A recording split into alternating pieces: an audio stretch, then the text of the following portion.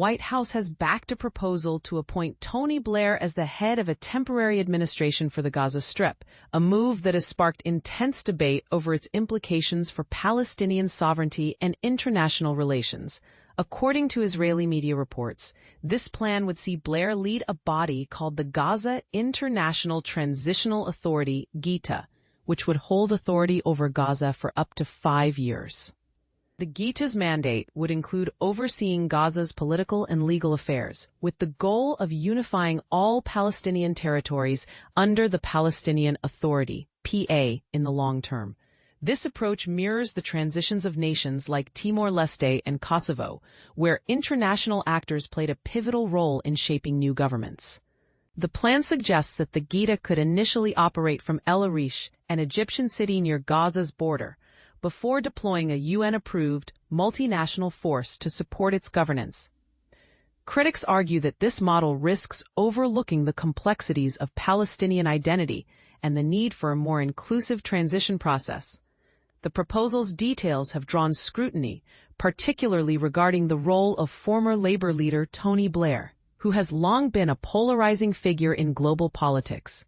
After stepping down as UK Prime Minister in 2007, Blair served as the Middle East envoy until 2015, a position that earned him respect among Gulf leaders, but also resentment among Palestinians, many of whom view his involvement in the 2003 U.S. invasion of Iraq as a setback for their statehood aspirations. The plan's approval would likely face fierce opposition, especially from Arab states that prioritize the PA's authority over external interference.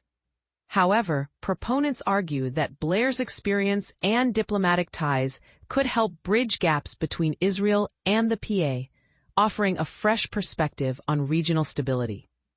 A key controversy centers on whether the plan's lack of a clear timeline for transitioning to PA control undermines its credibility.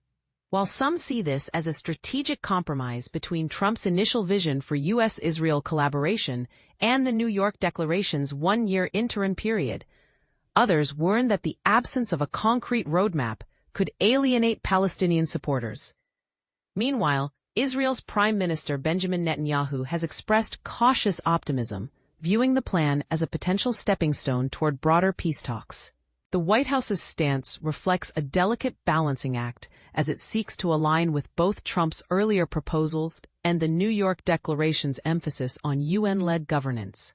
Critics, however, caution that the plan's reliance on Blair's leadership could inadvertently legitimize a form of occupation that prioritizes political expediency over genuine sovereignty.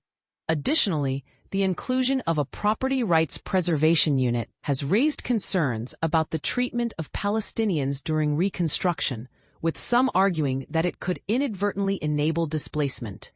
In a separate development, Palestinian President Mahmoud Abbas addressed the UN General Assembly, asserting that Hamas would not play a role in Gaza's post-war governance, a stance that aligns with Israeli and U.S. interests, but excludes the PA's direct involvement in ceasefire negotiations. Abbas emphasized that Gaza is an integral part of the Palestinian state, stressing the need for full responsibility for its governance and security. His remarks, delivered via video conference after his visa was revoked by the U.S., underscored the tension between regional diplomacy and the complexities of Palestinian self-determination. As the White House pushed back against suggestions that Israel could annex parts of the West Bank, Trump reiterated his commitment to preventing such actions, declaring, "I will not allow Israel to annex the West Bank." The debate continues, with experts and analysts weighing the plan's potential to reshape the region's political landscape while navigating the delicate balance between pragmatism and principle.